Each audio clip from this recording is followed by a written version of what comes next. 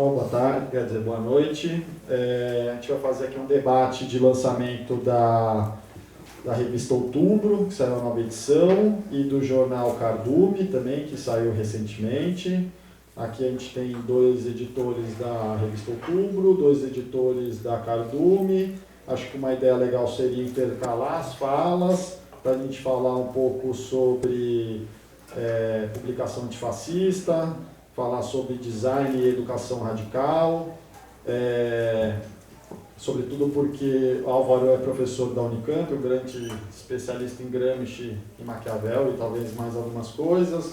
A Dani é professora da UFRJ agora, grande especialista em Gramsci também, e também ajuda na coordenação do Emancipa, que é um dos maiores, ou o maior cursinho popular do Brasil.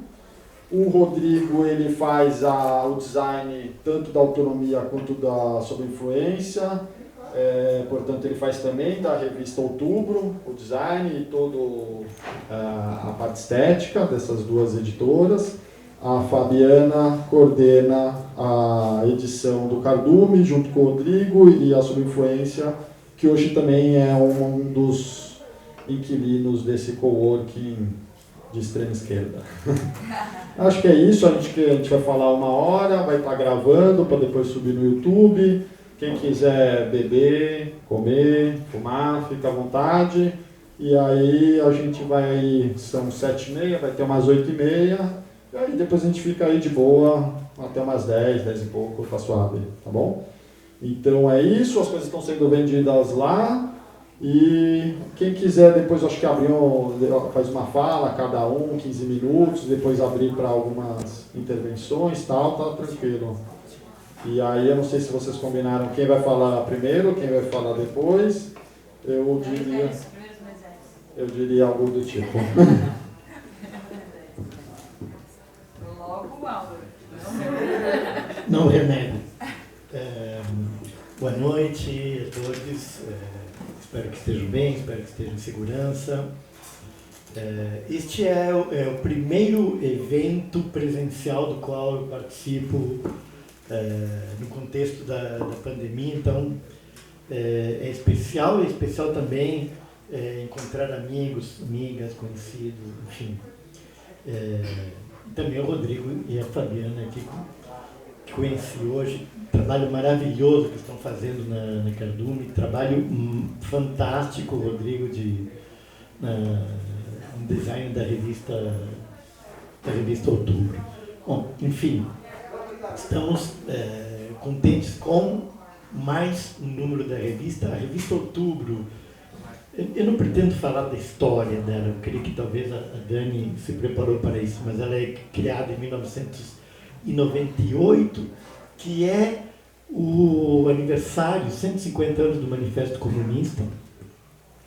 Não é à toa que ela é criada naquele ano, havia todo um contexto político, intelectual, cultural muito favorável, havia novos movimentos sociais emergindo.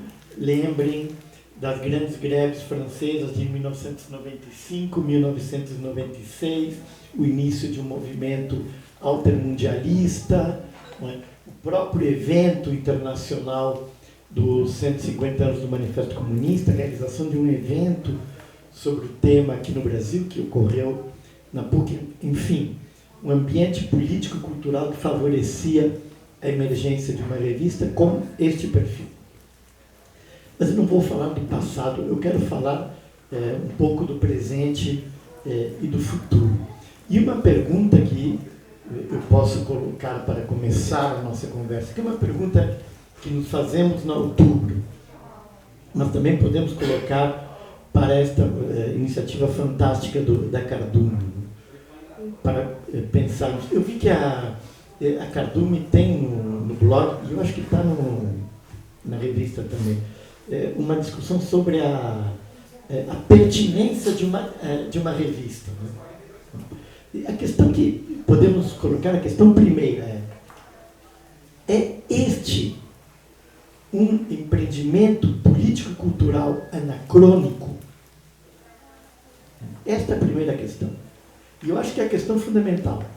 Ou seja, com o advento da internet, com o advento das redes sociais, com a miríade de blogs proliferando, com os canais YouTube, enfim, todas estas iniciativas de difusão de ideias, né, de intervenção cultural. Qual é o sentido de uma revista? Porque ela parece algo... Ou seja, uma revista faz sentido no século XIX. Uma revista faz sentido durante boa parte do século XX. Ela faz sentido no século XXI. E eu acho que esta é a primeira questão que devemos colocar. Eu vou defender que publicar uma revista faz sentido. E vou argumentar que a revista, uma revista, como um empreendimento político e cultural, tem algumas características que a diferenciam de outros empreendimentos político-culturais. Penso, em particular, este com os quais nós convivemos diariamente nas redes sociais. A primeira é: a revista, uma revista, é um empreendimento político-cultural coletivo. Ninguém faz revista sozinho. Ninguém faz revista sozinho. Quando nós fazemos a revista Outubro, nós mobilizamos o nosso conselho editorial. Na última reunião do conselho deveríamos ter o quê? 20 pessoas, pelo menos, e outras tantas acompanhando a discussão antes e depois. Nós mobilizamos as pessoas que encaminham os artigos. Nós mobilizamos as pessoas que fazem os pareceres, propondo suas correções, modificações, aceitando ou recusando os artigos. Nós mobilizamos as pessoas que trabalham na revisão dos textos. Enfim, no final das contas, em cada número, nós estamos mobilizando 100, 150 pessoas neste empreendimento. Ao longo do tempo, vejam bem, nós estamos falando de um empreendimento, e esta é uma outra característica que eu vou falar mais tarde, que existe desde 1998. Ao final das contas, nós devemos ter mobilizado alguns milhares de pessoas. É um empreendimento coletivo e é um empreendimento no qual as pessoas se mobilizam, participam ativamente deste empreendimento. Esta é outra característica que é própria das revistas. Seja quem participa do ato de produzi-la, se engaja ativamente como uma atividade militante, empenha energia ali. Seja quem consome, quem compra a revista, quem lê a revista, participa ativamente. O ato de leitura de uma revista é um ato ativo. A pessoa lê, sublinha, faz fichamento, guarda, coleciona, compra números antigos, procura ela num sebo. O ato de leitura é não um ato de apropriação passiva dos indivíduos, é um ato de engajamento.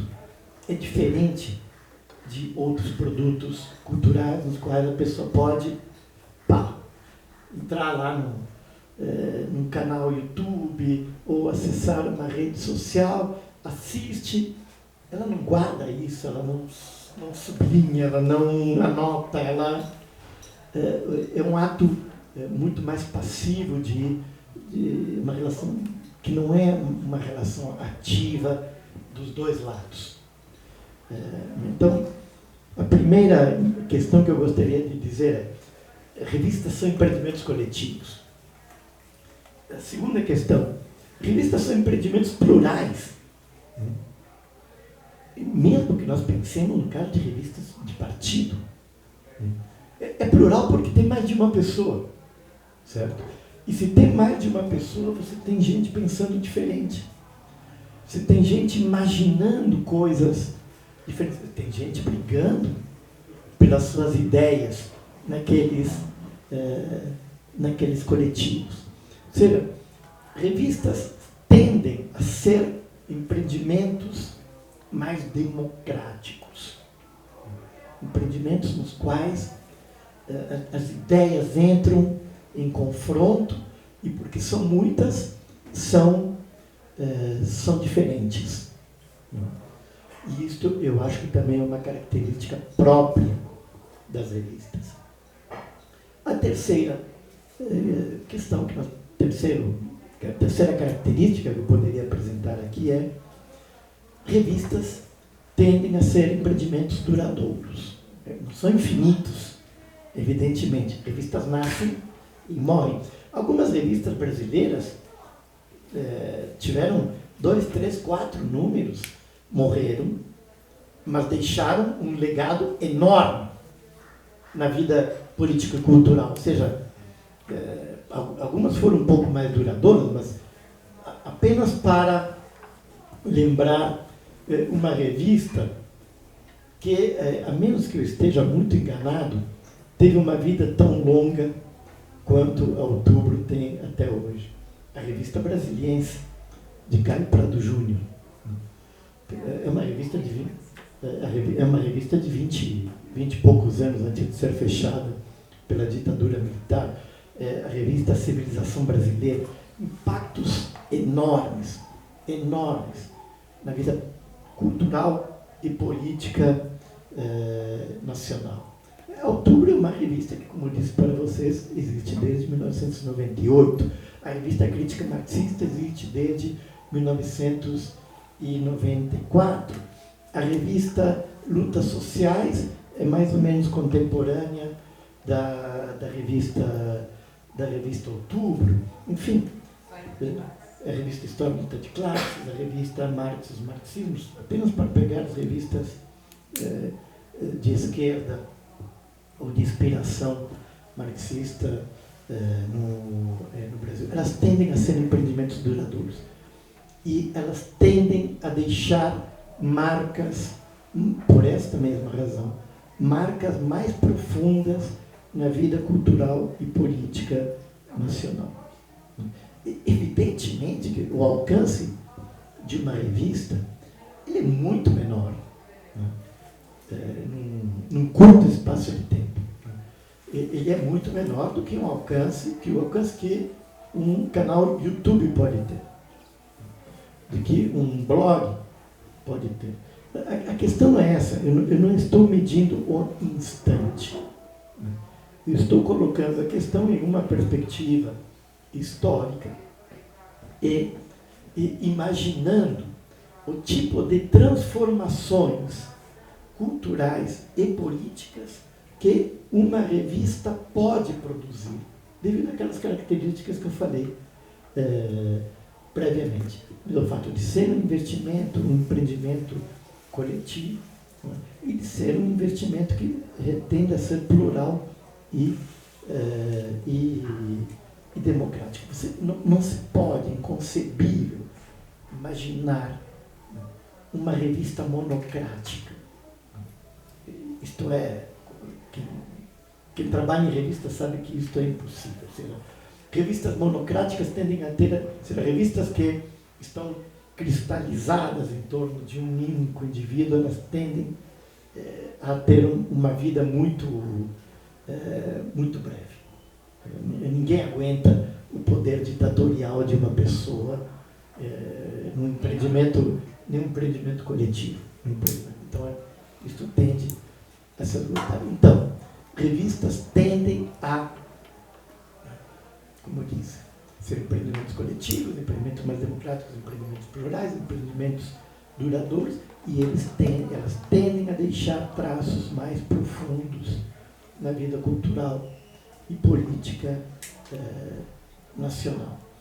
Estou falando das revistas brasileiras, mas nós podemos pensar nas revistas internacionais, por exemplo, o impacto que a Actuelle Marx teve no movimento altermundialista, na constituição da ATAC, por exemplo, e em tudo aquilo que vai desembocar depois na criação do Fórum Social Mundial, o impacto que a Historical Materialism na Inglaterra teve na extrema esquerda britânica, nos movimentos contra a guerra, em tudo que veio a partir daí, enfim. New Left Review. O impacto que teve a New Left Review. A New Left Review, na verdade, é um produto, mas é um produto de 68. Né? Na verdade, ela tem um impacto muito duradouro sobre a cultura política da esquerda britânica, mas ela própria é o resultado dessa cultura política, assim como a Outubro é o resultado de uma certa cultura política nacional e de um certo período histórico no qual o marxismo voltou a usufruir de prestígio nas universidades brasileiras. Enfim, por tudo isto, eu acho que, evidentemente, valorizo enormemente trabalhos que têm sido feitos e que encontram o seu suporte em outros meios, em outros canais, né? Mas, ao mesmo tempo, eu identifico neste suporte, né, que é a revista, uma série de características, uma série de particularidades que tornam este suporte único. E se, aqui é a conclusão, né? E se colocarmos a nossa visada a partir de uma perspectiva estratégica, se sairmos do imediato, né, e olharmos estrategicamente e percebermos que um dos dilemas da esquerda brasileira está justamente em sua dificuldade, uma dificuldade que é histórica, de formar um novo pensamento crítico, em condições de afirmar sua hegemonia nos termos gramscianos, né, na sociedade brasileira. Se nós identificarmos esta questão como uma questão estratégica, que precisa ser resolvida, né, nós veremos a relevância, mais uma vez, estratégica que tem as revistas. Por quê? São revistas que podem fazer isto, né, de construir um novo pensamento crítico capaz de lidar com os dilemas, né, da esquerda brasileira, os desafios estratégicos que estão postos para a esquerda brasileira. Só revistas, evidentemente, não fazem isso, né? Mas o potencial criativo, não é? A capacidade de produzir o novo, novas ideias, novas interpretações, novas maneiras de ver o mundo, né? Isto tem sede, a meu ver, nas revistas. Bem, para começarmos a nossa conversa, era isso. Obrigado, gente, e não deixem de comprar a revista Outubro, a Cardume. Com isto vocês vão estar ajudando a consolidar estas iniciativas e alimentar a esperança. Ai, meu Deus.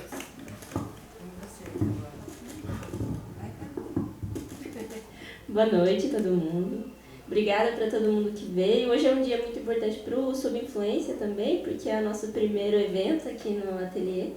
Então, obrigada pela autonomia e por todo mundo que ajudou a tornar isso possível. E, bom, sobre a Cardume, o Cardume, na verdade, a gente nomeia ele como um jornal, mas não necessariamente a gente coloca ele nessa dimensão jornal, ele é um periódico, e, tal qual uma revista, um jornal, etc. E ele nasce, na verdade, num suposto muito parecido com o que você nomeou como essa pluridimensionalidade de ideias, algo que nos lembra assim, um pouco quando o Gramsci, Gramsci, eu estou com o Antônio na cabeça, mas Antônio Negri fala sobre esse contramanifesto, né? De não ter algo a dizer. mas criar um espaço de circulação de todos esses nadas, de pessoas com nada a dizer.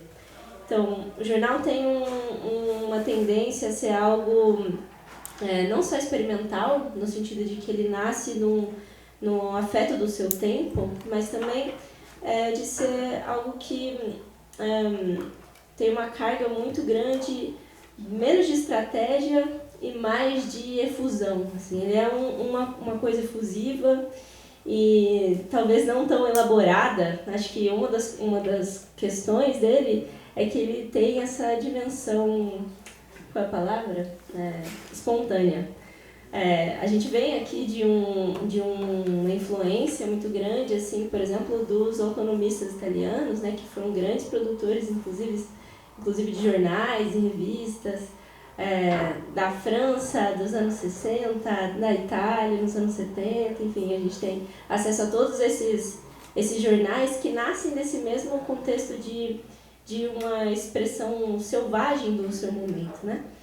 E o cardume não deixa de ser algo que traz essa linhagem, traz à tona essa grande linhagem de pessoas que construíram os jornais pelo afeto e não pela organização política nas quais estavam inseridos, assim, né? A gente tem várias opções e vários exemplos desses jornais, como o próprio Ticum, Luta Contínua, que são jornais França e Itália, respectivamente, que são criados nesse espaço de jovens que, através das suas questões temporais ali naquele momento, não necessariamente, inclusive, se organizavam como coletivo, nenhum partido ou de nenhuma forma estratégica, mas através dos seus afetos entre si e das necessidades e demandas do seu momento do agora, né? Então, isso é uma carga muito forte, né, do que os jornais têm pra gente e do mote que criou-se o cardume, não só o cardume, mas o Sob Influência de uma forma geral, de nascer dessa demanda afetiva, de afetos de, inclusive, afetos de emergência, né? Afetos urgentes do momento. E isso toma ao passo de que jornais como, por exemplo, esses que eu nomeei da Itália, né, a Luta Contínua e vários outros, a Ferro e Corte, vários desses jornais que, inclusive, têm um apelo de afeto, de poesia e de menos estratégicos no sentido de artigos e menos estudados e mais pelo calor do momento, assim, um jornal como uma expressão do momento fulminante, né? E o cardume tem essa dimensão de uma fulminância ou de uma urgência imediata. E é isso. Eu vou passar para você e daí depois eu comento de novo.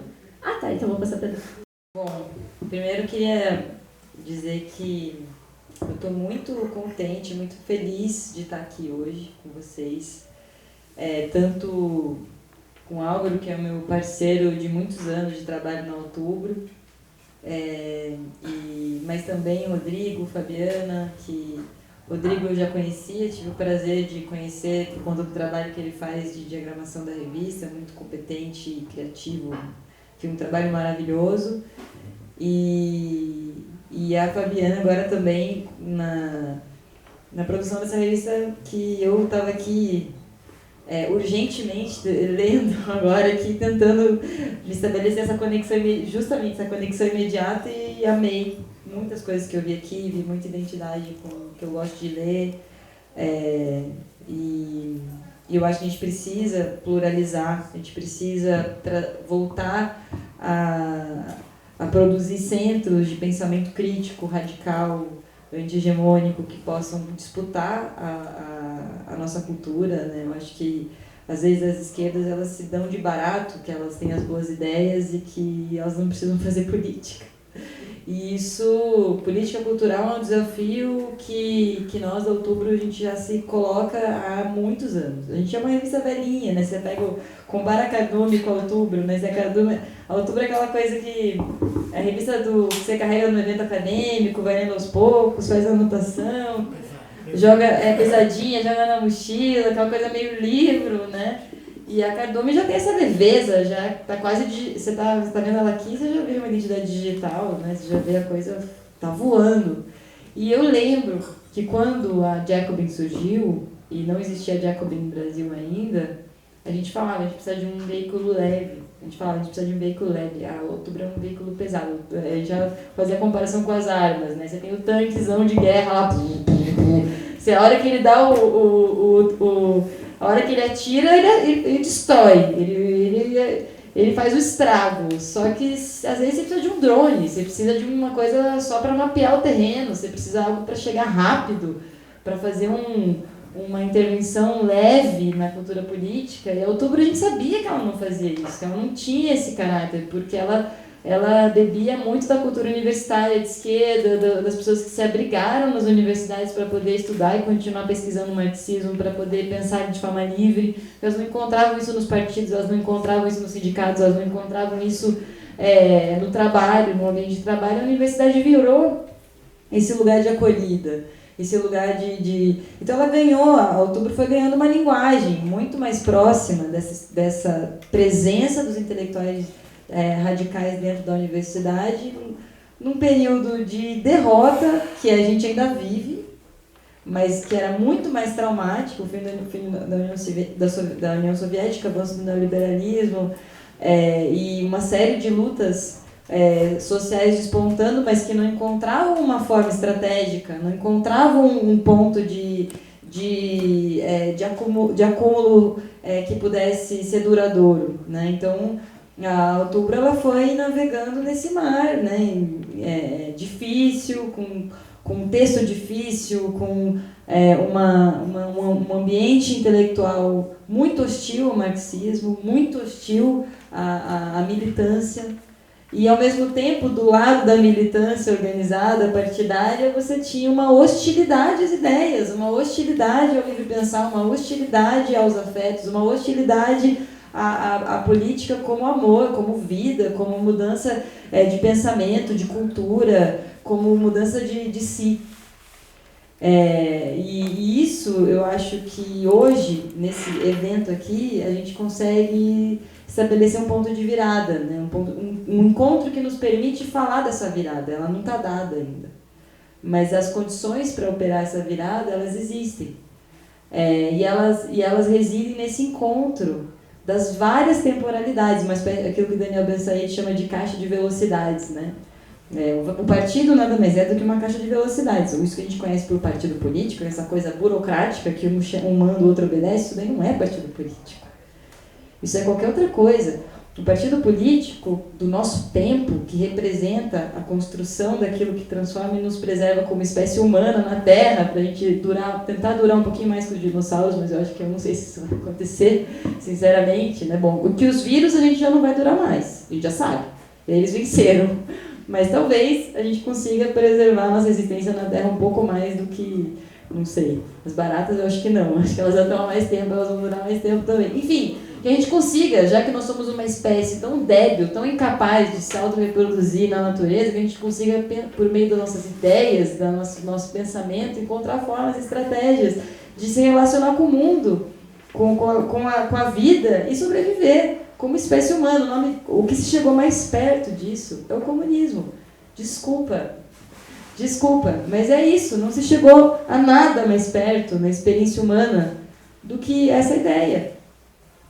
E eu sei que a gente se unifica aqui, né? Os caminhos que a gente usa para chegar na ideia de comunismo, na prática, na vivência, na história do comunismo, eles são muito diferentes. Mas a chegada ela é comum porque é uma necessidade humana. Viver em liberdade, viver em igualdade, é uma necessidade humana, a gente precisa produzir isso. Isso não está dado. Isso tem que ser produzido. E a revista Outubro, como o próprio nome já anuncia, ela evoca esse lugar, ela evoca essa tentativa, ela evoca essa tragédia que a humanidade vive. Muito antes de outubro de 17, mas ali, né, sintetizada, de construção desse novo viver. Mas é evidente que a Outubro, quando surgiu, também não se dava conta de vários processos, não absorvia de forma orgânica vários processos importantes, as lutas indígenas, as lutas antirracistas, as lutas LGBTs. Quando eu entrei na Outubro, a Outubro ela preservava um núcleo duro que era política econômica, né, e tinha alguma coisa de antirracismo. Economia crítica da economia política, ou seja, marxismo, anti-stalinismo fortíssimo, e aí isso é uma questão absolutamente decisiva para nós, né, olhar a experiência da União Soviética não é negar o comunismo, criticamente não é negar o comunismo, é afirmar o comunismo como necessidade hoje. Isso nos obriga a criticar as experiências que derrotaram, que ajudaram a derrotar essa conquista humana. Então, isso é potencialmente uma divergência, mas é importante que a gente tenha a nossa visão do que acontece. E, ao mesmo tempo, a Outubro ela também se datou, a gente teve que renovar a revista. Quando eu entrei na revista, a gente não tinha discussão sobre feminismo, sobre as lutas LGBTs, a gente não tinha uma discussão contundente sobre racismo, antirracismo, a gente não tinha uma discussão sobre... Ainda não tem uma discussão forte sobre meio ambiente. Então, aos poucos, a gente também foi vendo os nossos limites, vendo os limites daquilo que informava o que era o público colaborador da revista e vendo que aquilo também precisava se transformar de alguma forma, né? Então eu acho que esse encontro hoje aqui, das pessoas que estão aqui, das que também vieram porque a gente conhece, sabe o trabalho, acompanha nas redes, acompanha na universidade, acompanha nas artes, acompanha no design, acompanha na luta editorial. Aqui estamos em assembleia, aqui estamos em uma reunião de confrontação de muitos sonhos, que se constrói a partir de muitos lugares diferentes. E eu acho que isso é o que marca o ponto da virada. E até ia brincar, né, quando você entregou a capa, Rodrigo, eu falei, isso aqui é Razão e Revolta. Se eu pudesse dar um nome para essa capa, é Razão e Revolta. E aí eu lembrei que Razão e Revolta, Reason and Revolt, é o slogan da nossa gloriosa Jacobin. Mas eles não inventaram isso. Reason and Revolt é o nome de um livro de dois intelectuais britânicos, Ted Grant e Alan Wood, que escreveram em 95 nos escombros do pensamento marxista da União Soviética, dois trotskistas, inclusive, e que tinham esse objetivo de resgatar o lugar do marxismo na filosofia, no pensamento, na alta cultura, na ciência, e chamaram esse empreendimento lá nos escombros, lá na derrota de Reason and Revolt. E aí pesquisei um pouco mais e achei um outro Reason and Revolt lá nos anos 50, graças ao Demian Mello, nosso colega do Outubro, que traduziu um texto do Thompson sobre o stalinismo e a importância de confrontar o stalinismo no plano das ideias e da política, mas especialmente no plano das ideias, pela característica, pela natureza anti-intelectualista do stalinismo e o fato de que essa natureza anti-intelectualista do stalinismo o levaria a uma forma de irracionalismo. Esse é o argumento do Thompson. Ele diz, a primeira característica do stalinismo é o anti-intelectualismo, o desprezo pela agência humana, consciente, no fazer histórico. E a revolta contra isso não é a revolta de uma nova ideologia. Ou seja, não estamos fundando nada novo ao confrontar o anti-intelectualismo que acompanha essa visão de mundo, mas sim uma revolta da razão. Uma revolta da razão contra o irracionalismo. Então fui lá e aí eu fiquei pensando como a ideia de revolta da razão é importante para nós. Como a gente precisa recuperar o papel da razão, ou seja, do pensamento, da ação consciente, sistemática em cima das ideias ao lado do direito de se revoltar, né? Até fiquei pensando que tem dois sentidos que a razão tem aqui, do Reason and Revolt. É a razão de revoltar-se e é a revolta da razão. É a razão que explica a revolta, a razão que explica a luta, a razão que explica o não, e é ao mesmo tempo a revolta da própria razão, a mudança do pensamento, a mudança das teorias, a mudança da forma de olhar para o mundo, a historicidade de todo o pensamento, de toda a teoria, de toda a revista. No fim das contas, não existem as revistas que vão ser roídas pelos ratos e as que não são, todas serão. E que bom que sejam, porque o que tem que sobreviver somos nós, como humanidade, vivendo numa sociedade nova. E que bom, se a cardume pudesse ser roída pelos ratos nos próximos 100 anos, enquanto a gente constrói uma outra sociedade partindo dela, certamente ela terá cumprido a sua missão. E se nesse processo, outubro também cumprir o seu papel, for roída pelos ratos, esquecida e substituída por coisas novas, criativas e coletivas, que possam superar as nossas limitações, os nossos privilégios, o nosso lugar, e produzir algo novo, nós cumprimos o nosso papel. Então, queria saudar demais o nascimento da Cardume. Para mim, é a segunda edição, mas para mim é hoje que eu conheço a revista. Queria saudar demais, desejar uma vida longa para vocês, um trabalho ativo, nos colocar outubro a serviço dessa parceria. Agradecer a paciência do Rodrigo e parabenizar pelo trabalho incrível de design que você faz, Rodrigo. Boa noite a todos e todas. Queria agradecer Álvaro, Dani, Autonomia Literária também. Enfim, é uma honra participar da Outubro, assim como uma extensão da vida construir a Cardume. E a fala que eu tinha pensado para essa ocasião, ela foi dissolvida enquanto eu ouvia vocês falarem, porque eu acho que as colocações foram levando as ideias para outros caminhos, assim. E eu acho que quando a gente pensa em publicação e política, para mim, pelo menos, a coisa que mais salta aos olhos como uma elaboração a ser feita de forma coesa é justamente o aspecto cultural do fazer política a partir da vida, da cultura e do prazer, do gozo e da integração das pessoas que estão ali comungando de algo, enfim, de uma coisa em comum. E agora voltando um pouco mais para a coisa das revistas, assim, quando a gente vê os diferentes contextos em que as revistas são fundadas, a Outubro e mais adiante a Cardume, tem muitos elementos históricos que apontam um outro mundo mesmo, assim. 98, né? Era um outro mundo, 2021, um mundo totalmente ainda mais devastado, ainda mais apodrecido e ainda mais, enfim, triste.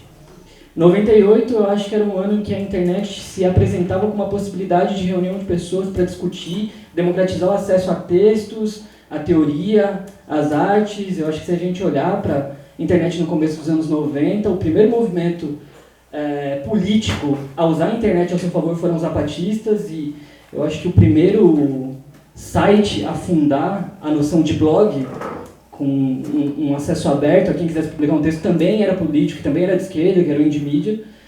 E a Outubro surge nesse contexto onde um sopro de novidade em relação aos movimentos sociais era uma realidade. E a Cardume surge na depressão total de toda e qualquer ideia de futuro, de alternativa. E a internet, todo esse aspecto tecnológico, é quase que necessariamente um domínio da direita. E até, se a gente olhar para hoje, o que é considerado, o que pode ser o fator agregador de uma juventude, já não é mais o que era nos anos 90, sei lá, a música ou o esporte, são os games, e os games também estão enquadrados nessa noção de obra de arte, o game como uma obra de arte, mas é uma obra de arte do neoliberalismo. Se a esquerda ocupou um lugar de vanguarda durante toda a história das artes, da música, da literatura, da filosofia, parece que hoje em dia esse lugar de vanguarda está um pouco arrefecido e a gente não sabe onde mais tatear para ocupar esse lugar que se coloca à frente, que propõe um mundo ainda a ser pensado. E até mesmo no aspecto do design, assim, pensando no aspecto do design, acho que as formas de interação que as corporações e o neoliberalismo impuseram para a gente, a partir das redes sociais e da internet, fizeram com que a nossa relação com a arte, com o design, também se moldasse aquilo. A linguagem do meme, sei lá, os vídeos que a gente produz a partir de uma lógica para atender uma demanda da corporação, não é uma demanda das pessoas. Não é necessariamente, as pessoas não querem ver um vídeo curto ou uma dancinha ou um meme.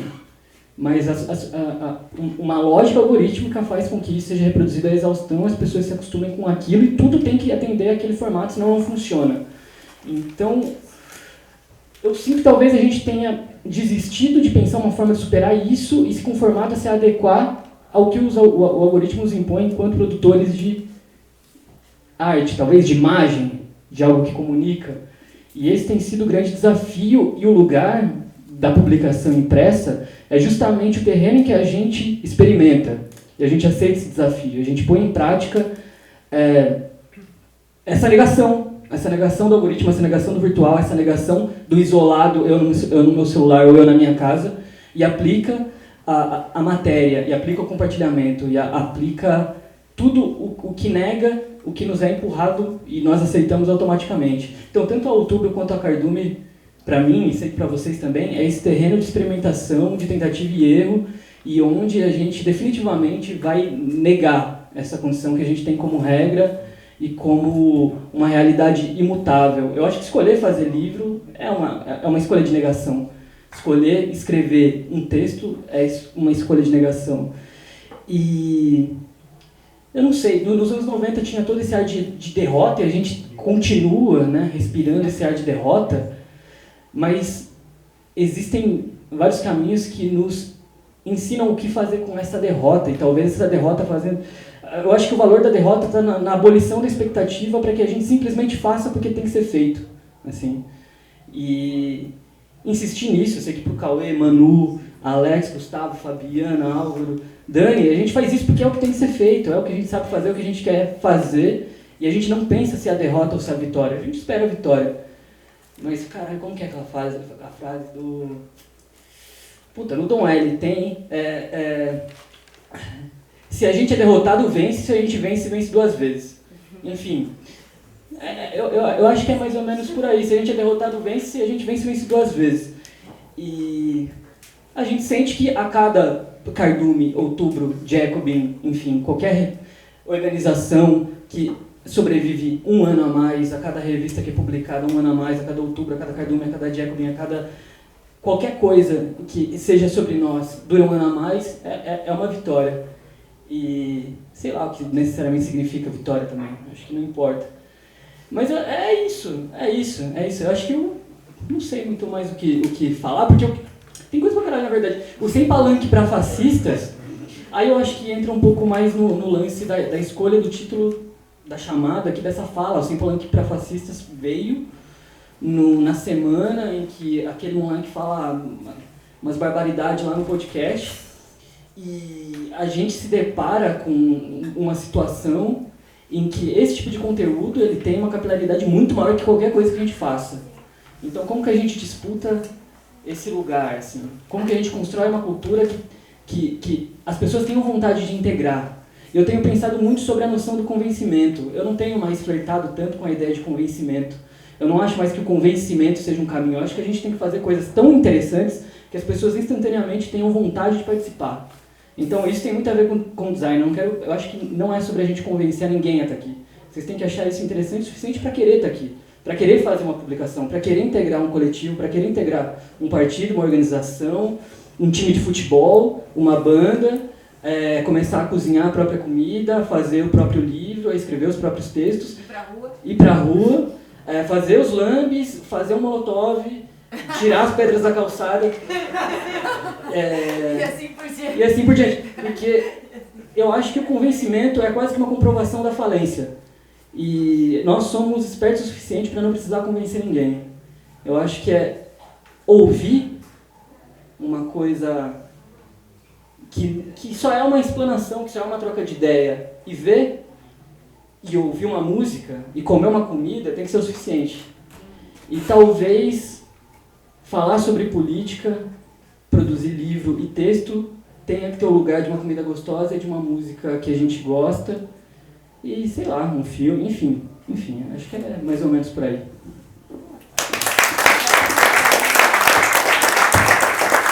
Eu nem sei o que falar, mas é muito interessante essa questão, tanto das revistas, mas de como elas são apresentadas e o objetivo delas, ainda mais citando a questão aqui das falas fascistas do cara lá no podcast, porque, por exemplo, eu fiz um podcast justamente com esse intuito de estar divulgando o que está rolando. Então, por exemplo, hoje eu fiz um convite para a Dani Mussi, porque eu acho que o bagulho é conseguir colocar de um jeito que a galera curta para, né, o Álvaro falou da questão de escrever, de você grifar um livro, registrar e tudo, para que a galera parta do podcast, tipo, ouvir uma ideia, mas eu preciso consolidar essa ideia e ela pegar o gosto pelo bagulho.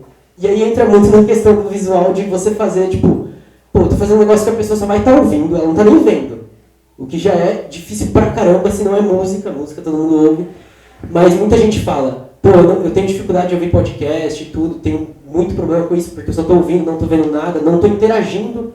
E aí você tem que criar um método para que atraia isso, porque a gente não tem dinheiro para comprar uma câmera ferrada lá, para ter um estúdio que abriga vários podcasts, não sei o que, uma mesona, 5 câmeras, microfone e tudo.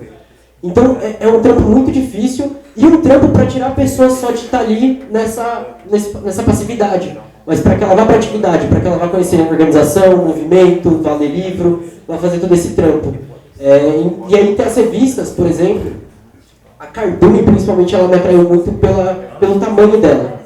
Porque é uma coisa que você tem uma leitura ali, que você vai ler ali e falar, pô, beleza, eu tenho essa ideia aqui, já digeri ela, vou trabalhar com ela. E as revistas, periódicos, jornais que vêm com essa questão de vários textos, escritos por pessoas diferentes, temas diferentes, discussões diferentes, elas abrem muito essa dinâmica de você ler uma coisinha ali e de lá você começar a tirar ideias, trazer discussões e tudo, coisa que outros espaços você não consegue, como um podcast, que você não tem esse espaço para sair divagando entre ideias, você tem que ter um ritmo, você tem que ter uma coisa. Então eu acho muito interessante aí, comprei as revistas, família. Tinha na questão do design, né? Que eu acho um negócio bem legal. Vou contar um pouco o processo da definição da identidade visual da Outubro. Hoje eu estava comentando com a Dani. O número 1 da revista Outubro é provavelmente a revista mais feia já publicada na história desse país. E é um negócio incompreensível. É uma capa mostarda com umas linhas pretas. É um negócio medonho.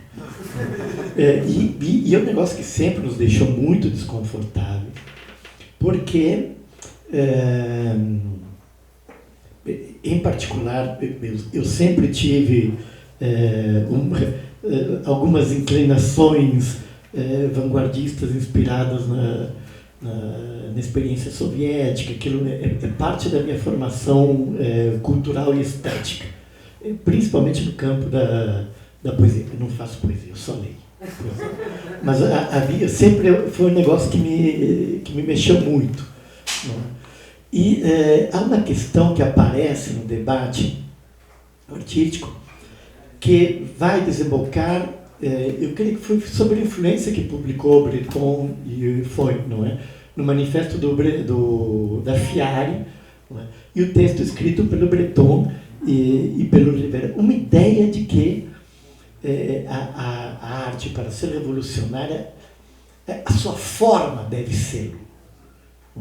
A questão não diz respeito ao conteúdo, precisamente. E pelo contrário, não é? Ou seja, o conteúdo pode ser politicamente adequado, né? E o negócio ser esteticamente reacionário. Simplesmente. Ou seja, no sentido de paralisante. Não é? De uma estética que apenas interpela as certezas. Não. Se a teoria, se o design interpelarem as certezas, estão liquidados, né? Porque com as certezas a gente não avança, a gente só avança a partir das incertezas. E, quando fomos ver a ideia de mudar completamente a cara da Outubro, disse, não, vamos para as vanguardas russas. É nas vanguardas russas que a gente vai encontrar a inspiração. E isso era uma brincadeira com Outubro. Mas o que das vanguardas russas? Aquilo que elas tinham de transgressor. Agora, uma coisa que é interessante, não é? É que a estética dessas vanguardas, aqui às vezes as coisas aparecem... tem um certo anacronismo na maneira como lemos, por exemplo, o futurismo russo. Né? A estética do futurismo russo é uma estética da derrota. Ela é pré-revolucionária. Ela não é revolucionária. É anos 10. Os anos 10 na Rússia, por favor. Né? Bom, e a Rússia em 1914 O que é isto? Na verdade, por isso que o Trotsky Né? gostava. Então, aliás, ele não gostava muito, né? Bom, e Lenin detestava, diga-se de passagem, Lenin detestava as vanguardas. Lenin era Gorky e companhia, Tolstói, Gorky e companhia. Né? Bom, mas esta estética da derrota, ela é uma estética que promete o futuro. Né? Claramente. Né?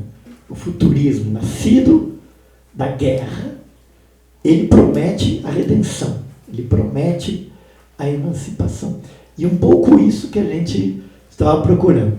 Então, convocamos 2 amigos, uma acabou de contribuir neste número da Cardume, que é a Clara Figueiredo, e o Thiago Marão Vilela disseram: queremos isto. Né? Vamos montar um dossiê, né? E apresentar lá para o pessoal da autonomia literária o que a gente está pensando.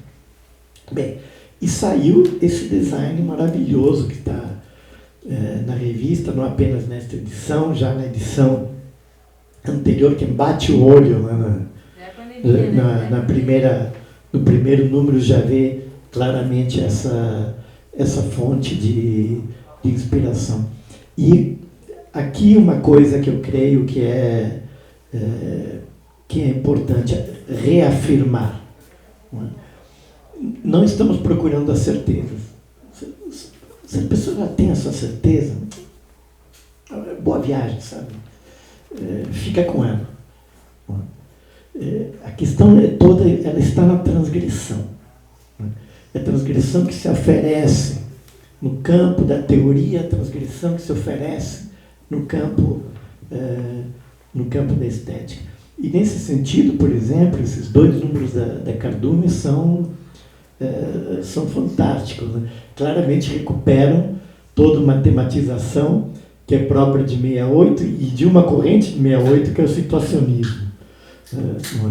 Tem uma pegada muito situacionista e justamente por conta disso, digamos, esta identidade que se conforma entre a política e a estética é uma identidade que aparece radical juntamente com a sua capacidade de transgressão. Ali eu acho que está o futuro. Eu costumo brincar, né, com certos produtos. Bom, e eu sei que nisso eu sou maioria e posso ofender algumas pessoas, mas eu não gosto, por exemplo, do cinema da certeza. Não gosto da poesia da certeza, não gosto da literatura da certeza. Eu acho que é um load, um chato de galocha. Não gosto disso, me incomoda aquele troço. Daniel Blake, né? Eu acho muito chato esse troço. E eu acho que a gente pode crescer na transgressão, não na repetição.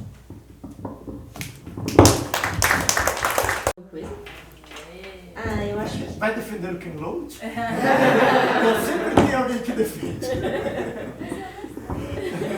Senhor, respeite. Não, mas tá permitido. Tá permitido. Pluralidade de ideias. Eu tinha um questionamento, na verdade, enquanto leitor.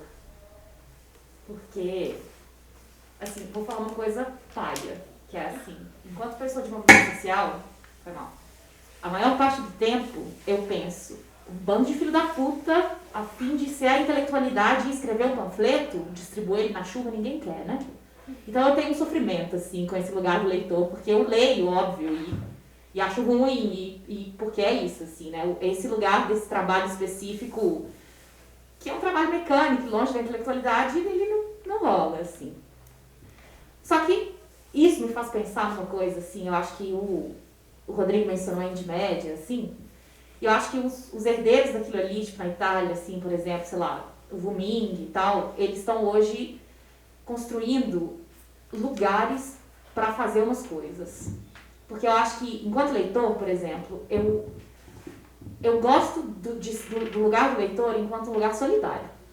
Eu gosto de ler sozinho, assim. Eu me sinto muito confortável exercitando isso por conta própria. Eu acho que o lugar de compartilhamento do leitor, pelo menos para mim, é o do fechamento, do debate, assim. Mas isso é depois. Eu acho a leitura um negócio muito solitário. E aí, uma coisa que eu penso sobre isso que vocês colocaram, assim, da revolta da razão e do futuro e tal, eu fico pensando se a gente não precisa de um lugar de ler. A gente tem muitas coisas para ler. As que estão sendo feitas agora, as que já foram feitas e que, enfim, em cima das quais a gente se constitui, né? É isso que vocês estão falando, assim, as revistas que vieram antes de nós. E hoje eu pensei nisso pegando o cardume na mão, assim, eu pensei, é automático, assim, será que eu vou colocar ela na cômoda do lado da minha cama, porque aí eu leio por prazer? Será que eu coloco ela em cima da mesa de trabalho, porque aí eu leio para o trabalho? E essa semana eu precisei de um livro que tem na biblioteca da USP. Quem não é aluno da USP não pode ir lá pegar o livro. Quem é aluno da USP também não, porque a biblioteca está fechada. Eu peguei alguém e falei, porra, pega pra mim. Não tem um PDF, uma velharia que ninguém liga e tal. Não rolou. E aí, o fato de que eu peguei essa revista na mão, com essa proposta, e automaticamente eu pensei se eu tinha que colocar ela no lugar do lazer, no lugar do trabalho, ou será que eu coloco ela na sala para ler ela junto com o menino que mora comigo, me deu um desespero. Porque eu sinto que não é esse lugar, tanto quanto vocês falam que é uma construção coletiva, o fazer, eu acho que poderia ser o ler. E eu não digo o ler intelectual, do vamos debater uma ideia e ser sinistro e tal, eu digo vamos sentar aqui uma do lado da outra e ler o negócio. Eu sinto que nessa existência muito atomizada e nessa necessidade de pensar o futuro, a gente precisa fazer isso em conjunto. Então eu fico pensando se tudo que a gente tem aqui para ler e todos os livros que todos nós temos em casa e ainda não lemos, beijos, se a gente não precisa, na verdade, de um lugar tipo esse daqui, em que a gente possa sentar e ler junto. Porque eu não quero que isso seja associado diretamente ao lugar do lazer, dos livros de romance policial que eu gosto, ou do trabalho que, enfim, nada de bom vem dali. Mas, mentira, gente, meu trabalho vem várias coisas boas. Desculpa, empregador, foi mal. Agora, o ponto é esse. Eu fico pensando que eu queria que isso estivesse em outro lugar. Num lugar coletivo, entendeu? Eu queria ler com outras pessoas. Eu não quero que isso fique na minha casa, num lugar pré-determinado. Então, eu não sei, eu fico num questionamento um pouco dessa natureza. Se vocês não acham que, para além do... Que é isso? É um trabalho incrível, assim. Tipo, eu peguei a cardume na mão, a primeira, ainda quando eu morava em Belo Horizonte, me deu uma vontade de chorar com a beleza, assim, tipo, na moral, assim. Mas é isso, eu fico pensando se a gente não precisa de um lugar coletivo para ler, entendeu? Tipo, um negócio simples, entendeu? Será que a gente não senta, tipo, numa catraca de metrô, sacou? Que é meio sujo, eu boto fé, mas depois lava os negócios, se a gente não senta aqui no tapete. Eu sinto um desespero, porque eu sinto que eu preciso de ler com outras pessoas, várias coisas, e eu não tenho isso, assim. Então, fica aí o meu questionamento, se a gente não precisa desses espaços. Não o último, porque eu entendo que você fala da universidade, assim, eu concordo, mas aquele não é um espaço coletivo para ler, não tem como a gente entrar lá, entendeu? Então, eu fico pensando nisso, se a gente não precisa de uns lugares mais abertos, que seja fácil de entrar, entendeu? Que não seja um sofrimento, uma declaração de coisas, que é só... Sentei aqui, talvez eu queira ler, velho, 50 tons de cinza, tudo bem, eu posso, porque eu quero fazer isso com outras pessoas, sabe? Então, é isso, eu tô pensando no lugar, entendeu? É isso que eu queria colocar, assim, obrigada.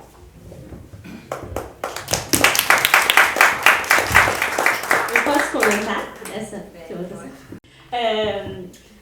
O mote do Sob Influência é ler e caminhar pode salvar sua vida e te levar pra cadeia, justamente por causa disso. Então, como o Álvaro colocou, né, dos situacionistas... Vou pro buraco, hein? Oi? Eu ia fazer essa sugestão. Vou pro buraco. É pra cadeia. Como é que é? Qual que é a primeira? Pra Ler e cadeia. caminhar pode te levar... Salvar sua vida. Salvar sua vida, te levar pra cadeia ou pro buraco. Cuidado. Pode ser. Cuidado. Tantas Pode ser cadeia, opções. pode ser buraco. Tantas opções, cada um. Mas enfim, o Álvaro falou sobre os situacionistas, né? E essa é uma inquietação uterinamente situacionista. O que fazer com toda essa... por onde transitar com todas essas coisas, todos esses materiais inflamáveis, o que fazer com eles numa cidade que cai aos pedaços e que a sua vida ou você é programado para morrer trabalhando, ou você não consegue ocupar a sua própria cidade porque você tem zilhares de impedimentos, trânsito, não consegue chegar nos espaços, você mora longe, não consegue acessar o centro, enfim, milhares de questões que a cidade te promove, né? O Cardume nasce dessa ideia, justamente essa, de que a leitura seja em comunhão, não só com os outros, mas assim, de um experimento da vida. Como experimentar isso na vida comum? Como experimentar isso no acaso de virar a rua? Ou ler um jornal ocupado mesmo, né? Ocupado com a vida, ocupado com, inclusive, se distrair com a cidade, se distrair com o que está acontecendo ao seu redor, né? Eu amo essa questão que você trouxe justamente por isso, porque é uma espécie de construção da experiência, mais do que de uma leitura silenciosa, né? Mas uma experiência aberta ao acaso da vida, ao acaso da cidade, ao acaso de morar com outras pessoas, ou de ocupar esse espaço com várias pessoas em que a gente está falando de revistas que nos colocam em outras funções, né? Talvez nós, funcionalmente, como leitores, nos coloquemos de uma forma na Outubro, nos coloquemos de uma forma na Cardume, são tipos diferentes de atenções e propostas, né, que elas colocam pra gente. Mas esse espaço do trânsito e do experimento contínuo da leitura é muito caro, porque também não é só ler, né? Ler também é, como o Rodrigo coloca, ouvir aquela música e fazer alinhamentos que, na verdade, antes daquele processo de atenção que você colocou, talvez eles nem existissem. Tipo, o que será que tem a ver o Cardume com o Sun Ra? Será que tem a ver com uma coisa ou outra? E como que a gente vai inventar uma relação entre essa coisa e outra? E a gente faz isso no caminhar. A gente faz isso no caminhar, no trânsito entre a vida, no trânsito das cidades, enfim. Enfim, é uma colocação bem situacionista que você coloca. Eu acho que eu queria falar como meio safado, assim, que eu sou e sempre fui um leitor meio safado, meio sem vergonha.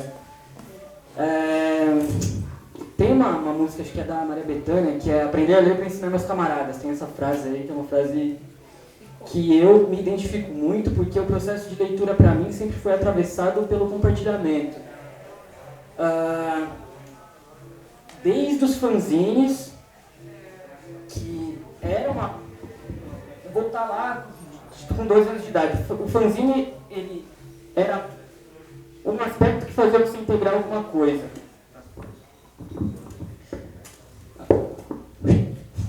O fanzine... Esse é meu, hein? Tá, eu vou cuidar dele. Mas o fanzine é uma matéria que permite você integrar aquela coisa. Independente da sua idade, independente da sua condição financeira, independente da sua formação. Você sendo criança, você consegue fazer um fanzine. Quando eu percebi que o fanzine era uma forma de me aproximar ainda mais de uma coisa que eu gostava, que era o punk, eu comecei a fazer fanzine. E a ler, consequentemente.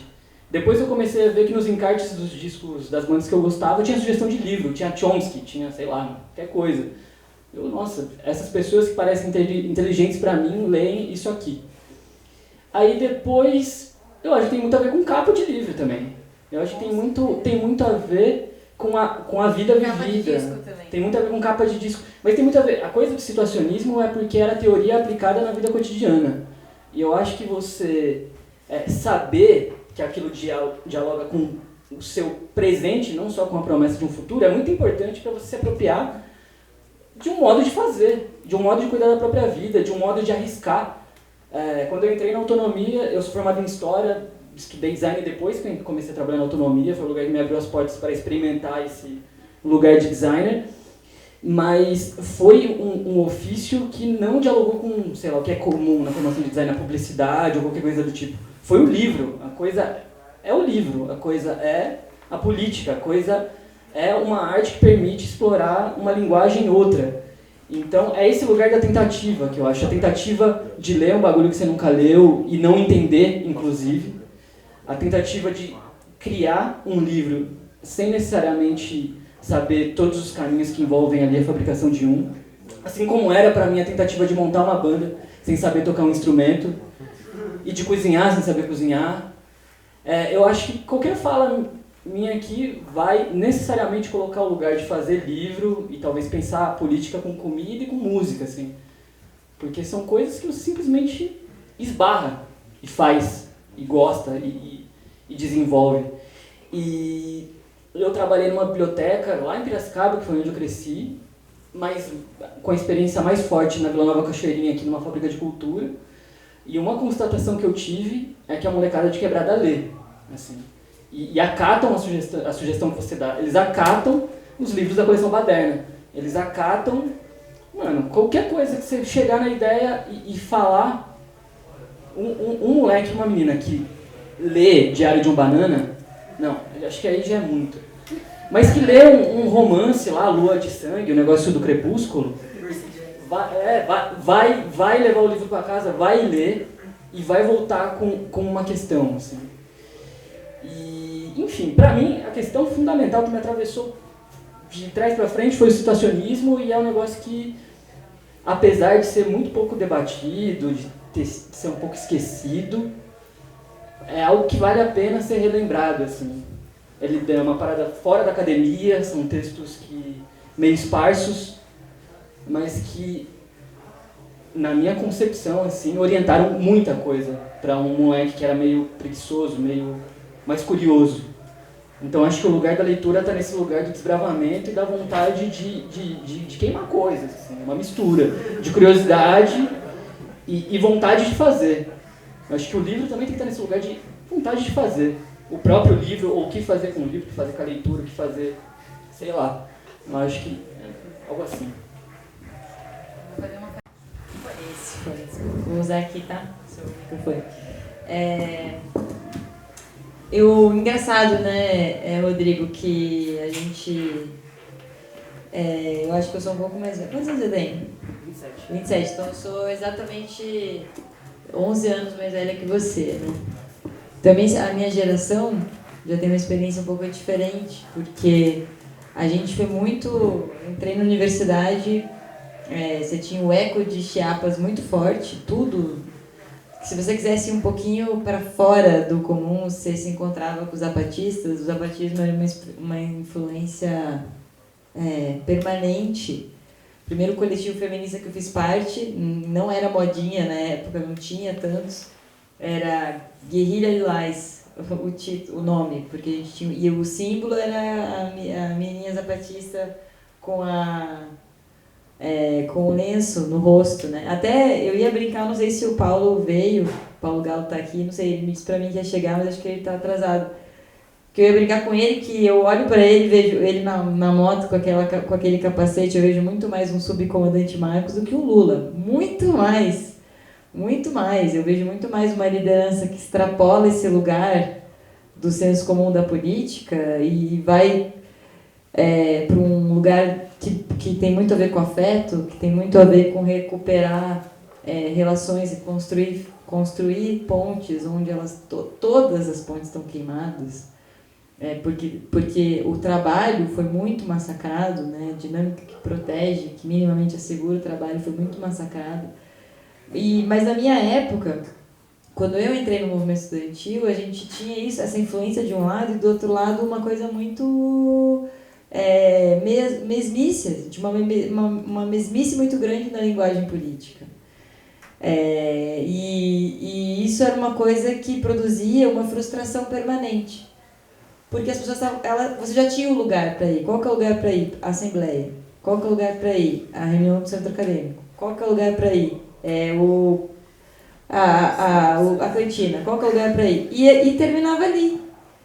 E tanto que eu tive uma experiência de educação popular, uma rádio comunitária na graduação, que foi a coisa que me salvou, assim, porque era um sentimento de inadequação muito grande. E eu sentia que isso era uma coisa meio generalizada, porque não tinha uma elaboração que desse conta disso, não tinha uma elaboração que disse, olha, você pode fazer política em qualquer lugar. Se você quiser, você vai fazer política com comida, se você quiser, você vai fazer política com roupa, se você quiser, você vai fazer política com desenho, se você quiser, você vai fazer política com música, se você quiser, você vai fazer política... Não tinha, a política era uma reunião burocrática para deliberar coisas. E coisas que normalmente eram marcar novas reuniões. Isso era uma coisa muito angustiante na minha geração, era uma coisa muito angustiante.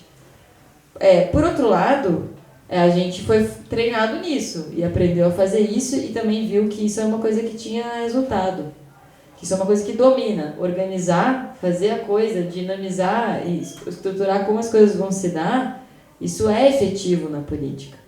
Isso é muito efetivo. E eu comecei a me dar conta, assim, quem organiza, vence. A gente tinha, às vezes, os melhores argumentos, às vezes, as melhores imagens, às vezes, o melhor discurso, mais retórica. Mas aquele cara que estava ali batendo o martelo na madeira e construindo a casa, aquele cara organizava a maneira como as coisas eram definidas, decididas. Então também tinha uma certa angústia, assim, não é suficiente você trabalhar a forma se você não trabalha o processo. Nem que o trabalhar o processo seja sinônimo de abrir, mas garantir que seja aberto, garantir que essa experiência seja acessível, porque se ela não é acessível, se ela não organiza a experiência, se a liberdade não organiza a experiência, não somos livres. Se a liberdade não organiza a experiência que as pessoas têm com a vida, não somos livres. E isso começou a me angustiar, sempre me angustiou muito, e produziu um não lugar na minha vida política que eu nunca ocupei. E eu não, até hoje, eu acho que o que eu cheguei mais perto disso foi o Paulo Freire, foi a educação popular, foi esse encontro entre o aprender e o ensinar, que eu sei que para gerações de vanguarda ela é um tema espinhoso, porque a gente não quer ser pedagógico, a gente não quer ser didático. E aí, como você pensa o ensinar e o aprender sem o didaticismo, sem o mecanicismo, sem o burocratismo do processo? Isso é um desafio que eu acho que ele não tem resposta, mas ele é um desafio colocado, como era o comunismo. O comunismo era um desafio dessa magnitude, eu acho que ele segue sendo hoje. E só o fato disso, de alguma forma, produzir uma indagação, para mim já mostra que vale a pergunta.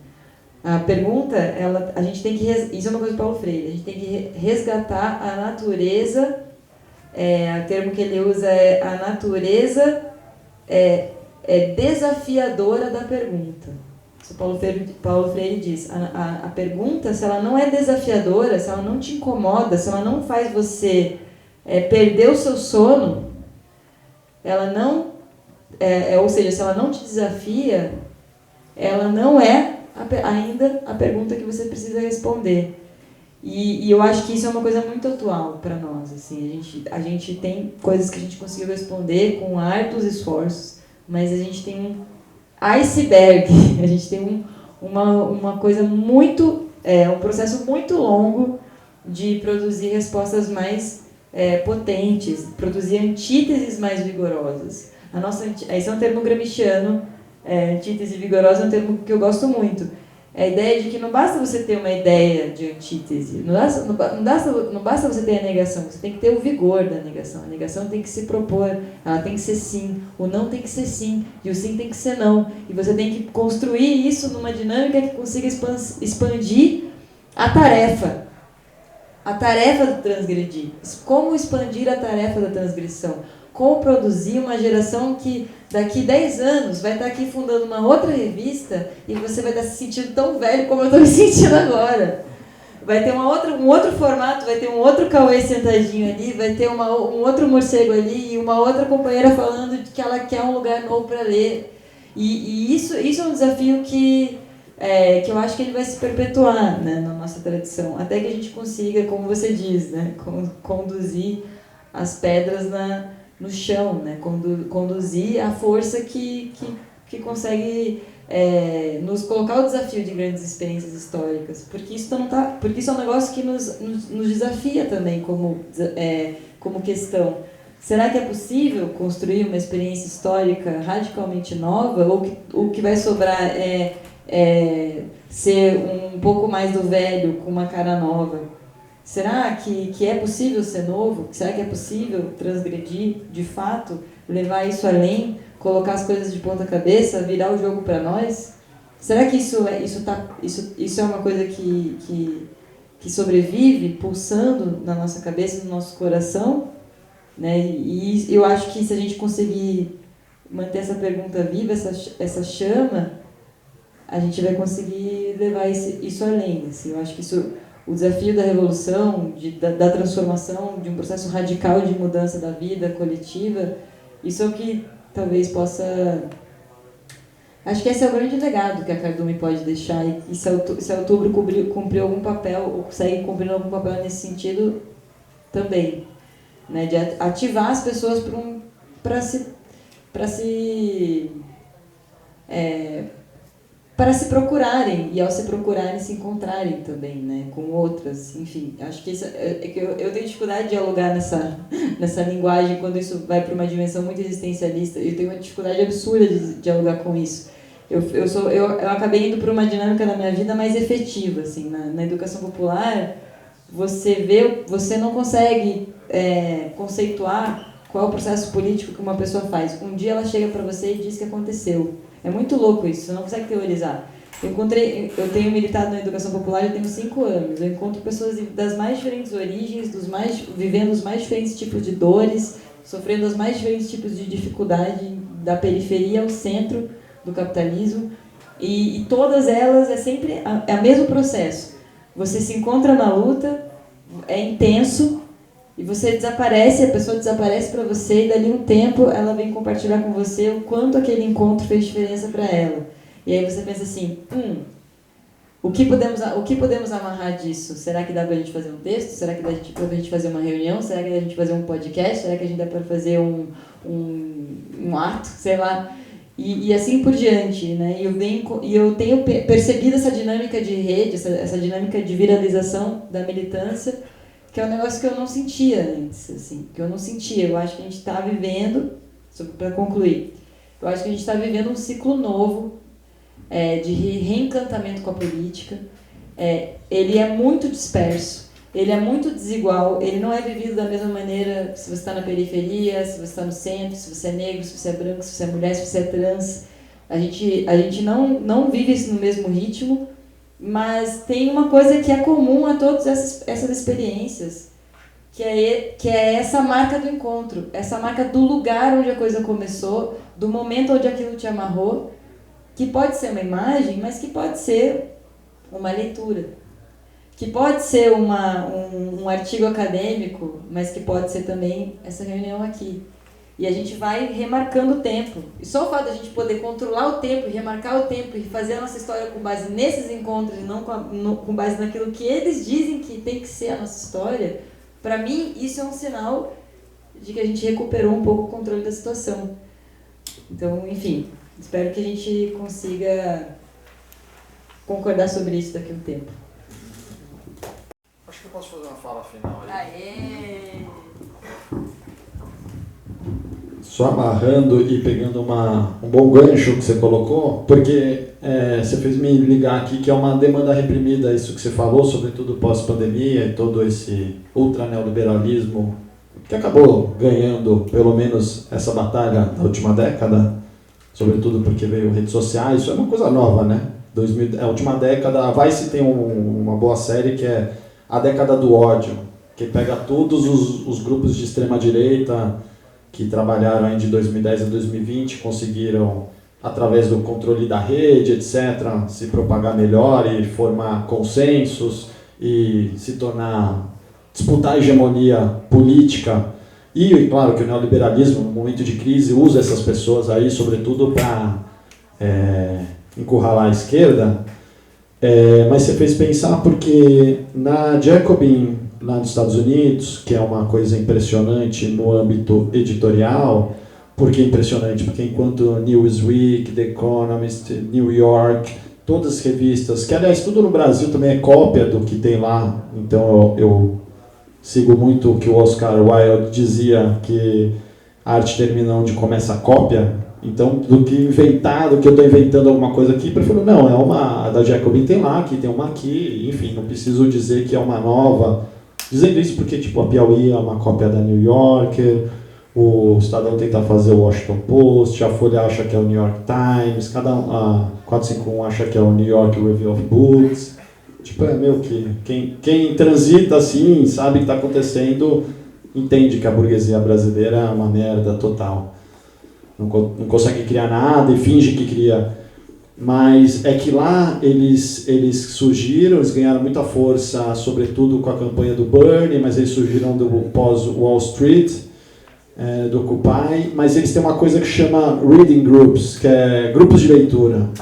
Com isso, eles conseguiram, assim, tipo, massificar a revista no país todo, que também é um país do tamanho continental, e hoje eles imprimem 74 mil revistas, tá ligado? É mais do que a dos banqueiros do Salles, Piauí e Brasil, num esquema militante, defendendo o socialismo. E lá dentro eles estão defendendo, desde o marxismo, claro que é um marxismo inglês, etc., né, americano, muito mais forte, mas vai até o anarquismo. Eu acho que a virtude dessas publicações também estão aí.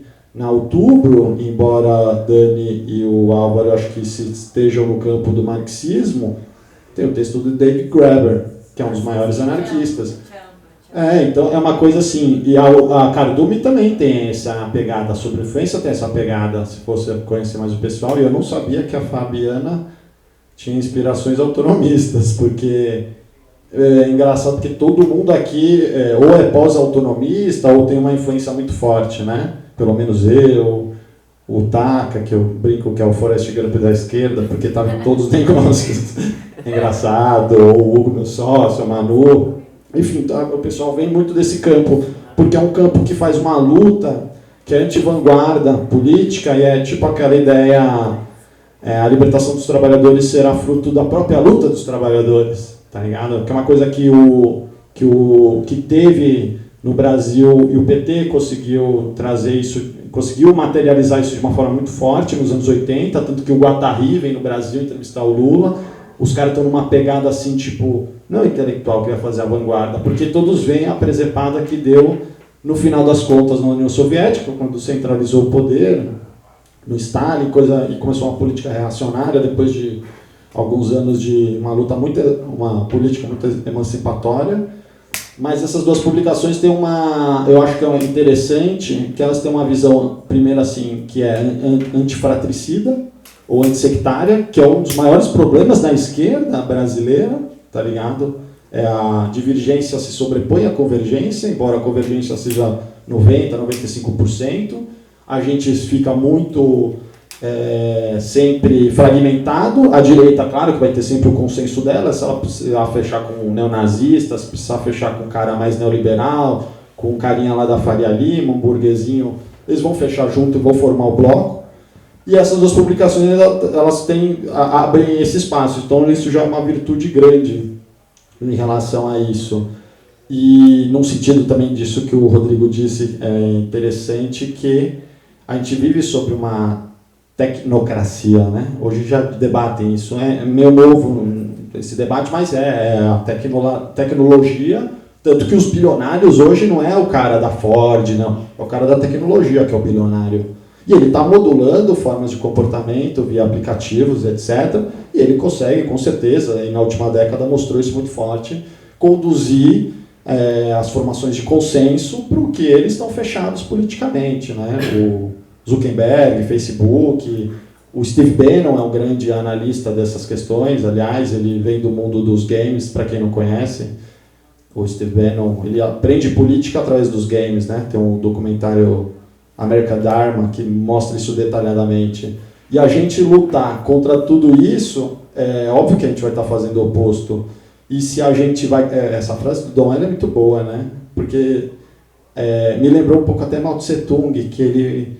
Cara, não importa assim, se você está lutando, se vai ganhar ou não vai. Não importa que a sua luta vai. E se você só vai parar de lutar quando você morrer. Quando você não morreu, é porque você ainda tem chance de vitória.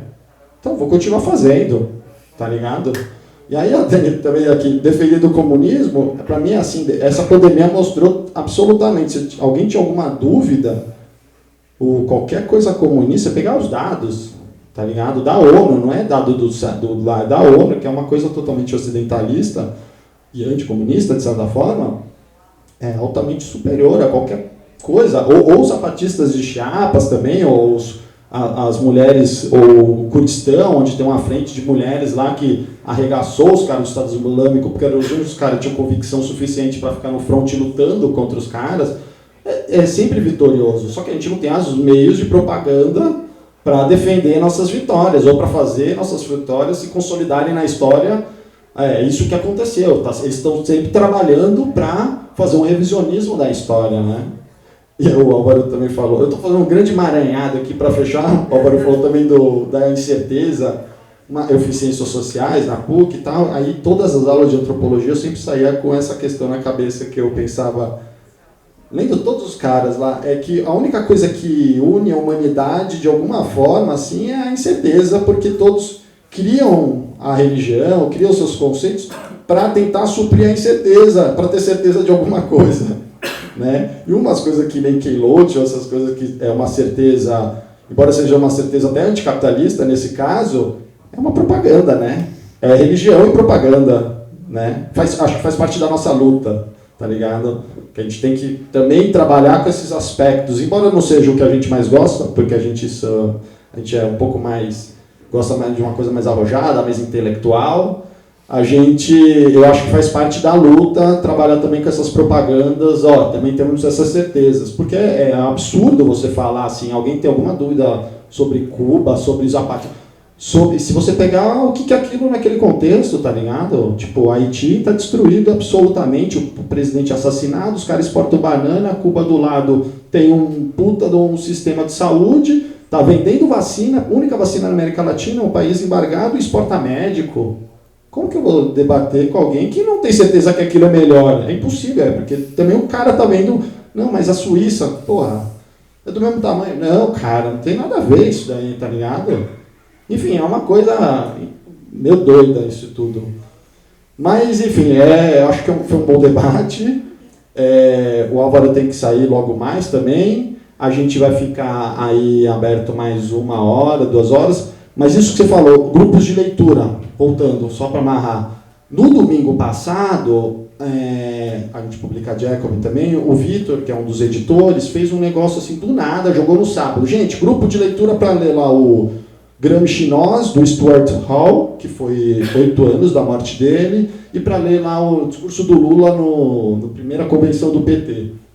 Que era essa ideia autonomista, que tinha muito forte ali, né? É claro que depois vai acontecendo várias coisas, mas ali era muito forte, que era o quê? Trabalhadores, lado a lado com sindicalista, trotskista, comunista, socialista, sim, os três diferentes, intelectuais, etc., tudo junto, tentando formar uma organização política junto. E ele chamou a galera para ler num domingo esses textos, esse discurso do Lula e esse do Stuart Hall. Eu falei, cara, é amanhã, não vai colar ninguém nesse negócio aí, mas beleza, faz aí. Tipo, 30 pessoas lendo junto, grupo de leitura, tá ligado? Então o que eu sugeriria até pro pessoal aqui? Cara, eu ia usar até esse espaço aqui, que também não faria sentido nenhum a gente cuidar do espaço enorme desse aqui, que dá maior trabalho, se não fosse para usar desse tipo que a gente está usando. Cara, se vocês tiverem grupo de leitura do Cardume, ou da Outubro, sabe, uma vez por mês, tal, etc., gravado, ou um híbrido, que nem esse que a gente está fazendo, que é junto e gravado, porque isso também é importante, o negócio do gravado, e a gente vacilou nisso porque joga no Brasil profundo, esse negócio é muito maior que o rolê do Sudeste, que é o que a gente achava que era, mas aí veio esse negócio Olavo de Carvalho e tal, a gente falou, caralho, né, quanta gente tem nessa porra, e a gente nunca está comunicando com esses caras, porque a gente não estava no YouTube, a gente não estava nesses lugares, agora a gente está fazendo essa disputa lá também, mas é grupo de leitura, isso vai super funcionar, que nem funcionou esse domingo assim, os caras fazendo dessa forma. E é o que? Ele pegou uma coisa que os caras fizeram nos Estados Unidos, deu mega certo, no coração do capitalismo, e fez aqui no freestyle e super rolou. Eu tenho certeza que fizerem da Cardume, de alguns textos, tá ligado? Ou da Outubro, também vai super rolar, e vai ter isso que você está falando, porque o mote disso não leia material político de ação coletiva sozinho, tá ligado?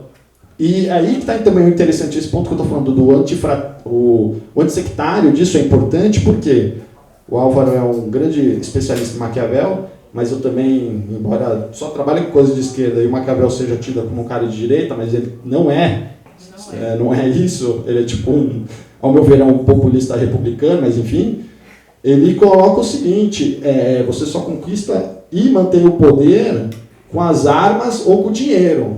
Só que a esquerda brasileira não tem arma nem dinheiro. Só que a gente consegue fazer poder via massa, via pessoas, via pluralidade. E a gente só vai conseguir juntar maiorias, fazer consenso, se a gente tiver pluralidade, tá ligado? Tem um texto bom também que a gente vai publicar que é isso. No Brasil, hoje eu tenho uma certeza assim, no Brasil a gente só consegue ganhar essa luta contra a direita se a gente tiver um partido de massas bem organizado, ou uma luta de massas bem organizada, ou seja, muita gente, e isso envolve muita pluralidade, ou parte do exército com a gente, coisa do tipo. O que é impossível, tá ligado? Eu vejo isso por causa do negócio da Venezuela. Você fala, nossa, só ali ele consegue segurar a bronca, é óbvio, né? Mas aqui é impossível, porque senão a gente é esmagado o tempo todo e fica nisso aí, nas cordas. Mas eu acho que tem esse sentido. Então, grupos de leitura, eu acho que funciona. Eu acho que a virtude da esquerda está na nossa pluralidade, sobretudo. E a virtude dessas publicações está em tentar juntar essa pluralidade e jogar uma herança da esquerda assim para fora, que é essa coisa do sectarismo, que é muito forte, só que é totalmente suicidário. Porque a gente não tem armas. Se a gente tivesse armas e poder, beleza, vamos aí um grupinho lá, a vanguarda, e consegue. Mas não tem. Então a gente precisa de muita gente, pluralidade de pessoas. Claro, claro. Agora não, é porque aproveitar que tá falando de grupo de leitura e tudo, na Twitch tem muitas pessoas que fazem praticamente 2 modos de leitura. Um é tipo assim, coloca um reloginho lá, então a pessoa tá na Twitch, ficam várias pessoas no chat e ficam tipo meia hora, cada um fazendo sua leitura, seu estudo, passa meia hora, fica lá 5, 10 minutinhos só conversando sobre coisa aleatória, só pra estar estudando junto. E também, por exemplo, eu agora tô lendo Sociologia do Direito, do Alisson Mascaro. Então eu tô lá lendo, a galera tá discutindo no chat, e aí depois, assim que eu paro de ler o capítulo ou o parágrafo, a gente discute sobre o que foi lido ali, então passa por vários autores, passa por várias leituras, então tem essa possibilidade, a gente já tá voltando da pandemia e tudo, e cola muito, por exemplo, né, porque eu sou marxista, tudo, a gente tá lendo Sociologia do Direito do Alisson Mascaro, marxista também, cola muito anarquista, tipo, muito, é surreal, assim, o número. Então rolam várias ideias, várias discussões com a gente do direito, com a gente da filosofia, da sociologia, gente que não faz faculdade, gente que está trampando e está ouvindo ali, e entra lá só para comentar uma ideia que curtiu. Então tem essas possibilidades aí também, eu acho bem interessante realmente, tipo, muda totalmente a perspectiva. Eu falei sobre Florestan ontem, aí eu postei uma frase hoje no Twitter, aí um cara que estuda Guerreiro Ramos veio trazer uma coisa sobre o Guerreiro Ramos, e aí já inicia outro debate, outra discussão, e aí, é isso, obrigado. Eu acho que eu concluí também, e você complementou muito bem. É só pra dizer, é isso, a gente vai ficar mais um tempo aí. Quem quiser pode continuar. Tinha mais alguma coisa, mas eu esqueci. Tudo bem, põe a música aí. É nóis. Legal, e obrigado por ter vindo todo mundo aí, porque eu acho que tá começando esse rolê, ninguém tá sacando direito qual que são os limites, qual que é que tá acontecendo direito. A gente passou 2 anos, acho que todo mundo meio quarentenado, acho que antes do Átila só a esquerda, né? O Átila é o último cara a sair, tá ligado? Doidão da ciência. Antes era a esquerda, que era muito humanista e não quer colocar ninguém em risco. E valeu, galera, por vir aqui. Obrigado também a todo mundo e vamos fazer mais encontros, eventos, debates e grupos de leitura aí. Valeu.